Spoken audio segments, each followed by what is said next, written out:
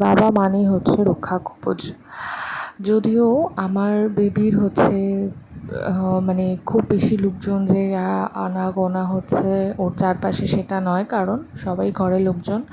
আর যদিও কেউ আসে তাও সেই স্যানিটাইজ হয়ে বা বাইরে জামা কাপড় মানে ছেড়ে একদম পরিষ্কার হয়ে নিতে হচ্ছে, কারণ একটা মাস ভীষণ সেন্সিটিভ, ইনফেকশনের ভয় থাকে তাই জন্য।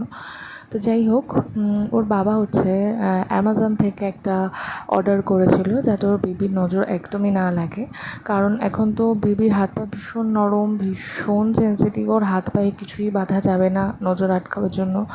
তো সেই জন্য হচ্ছে এই নজর না লাগার জিনিসটা ঘরে টানায় সেইটাই লাগিয়েছিল। আর তার মধ্যে আমার বেবি হচ্ছে ঘুমানোর সময় না মাঝে মাঝে একটু কেঁপে উঠছে আর কেঁদেও উঠছে ভীষণভাবে। ওর মাথার নিচে যদিও জালকাঠি এগুলো রাখা আছে, তাও ওর বাবা এটা অর্ডার করেছে নজর না লাগার জন্য। তো ঘরে টানাবার জন্য এটাই আজকে অ্যামাজন থেকে এলো।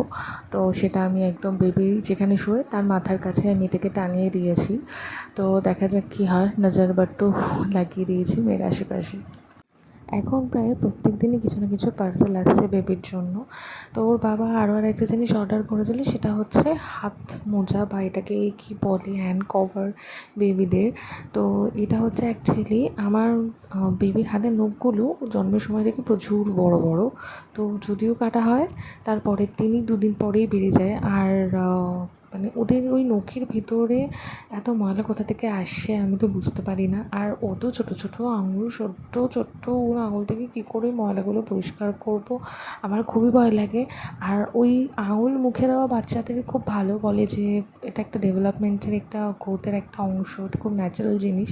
বাট ওই যে ময়লাগুলো পেটে যাচ্ছে, পেট খারাপ হওয়ার একটা সম্ভাবনা থাকে, ওই জন্য ওর বাবা বলছে যে হ্যাঁ, তবে হাত মানে এই যে হ্যান্ড কভারগুলো গরমকালে হয়তো হাত ঘেমে যাবে, কিন্তু শোয়ার সময় হ্যান্ড কভার বা বাইরে কোথাও বেরোচ্ছি ডাক্তার দেখাতে তখন এই হ্যান্ড কভারগুলো আমি অর্ডার করেছিলাম, মানে বাবা অর্ডার করেছিল। 6টা পিস এসছে খুবই রিজনেবল প্রাইসে।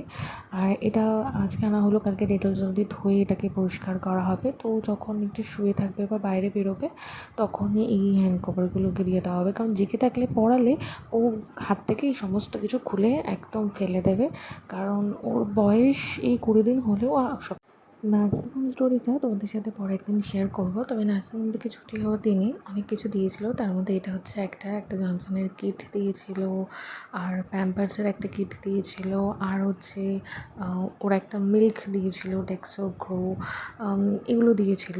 তো তার মধ্যে এটা মানে আমি এতদিন খুলেইনি, তো আজকে ভাবলাম এটা একটু খুলে দেখি যে এটার মধ্যে কী কী আছে। আর আরেকটা জিনিসও দিয়েছিলো, সেটা হচ্ছে জনসন পাউডার। যদিও এখন শুনছি জনসন পাউডার ইউজ করাটা ভালো না, তাই আমি ইউজ করি না, ওটা ওরকমই আছে। তো এটাতে কিটটাতে আছে একটা বডি লোশন, একটা বডি সোপ আর জনসন বেবি অয়েল। যদিও আমি বেবিকে এখন অন্য অয়েল মাখাচ্ছি, এটা মাখাচ্ছি না, তবে একটু বড়ো হোক এই কিটটা হয়তো তখন আমার কাজে লাগবে।